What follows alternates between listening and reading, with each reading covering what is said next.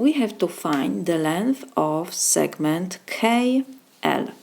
We have given triangle, and we see that the ray LN divides our triangle to two triangles. N is the midpoint of segment KM. Why? Because segment KN and MN are congruent, because we have these red marks. So we can write that N is the midpoint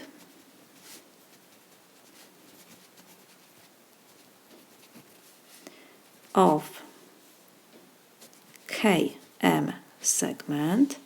What else? LN ray is perpendicular to segment KM, because we have this square here. So we can write that ray LN is perpendicular to segment KM.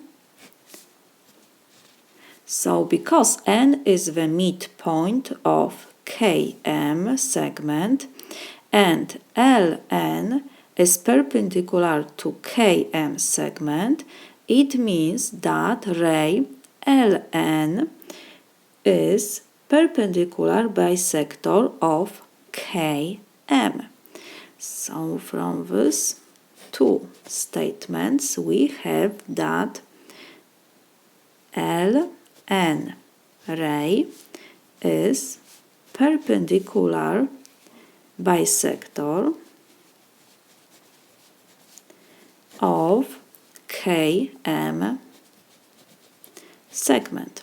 So now if we know that LN is perpendicular bisector of KM, we can use perpendicular bisector theorem, and from this theorem we know that if ray LN is perpendicular bisector of KM, then the sides LK and LM are equal.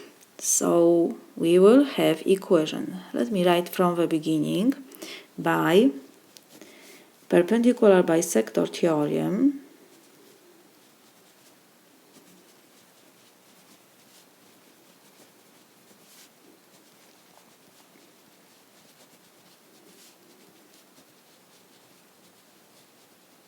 so we have that side LK is equal to LM, or we can write KL is equal to ML.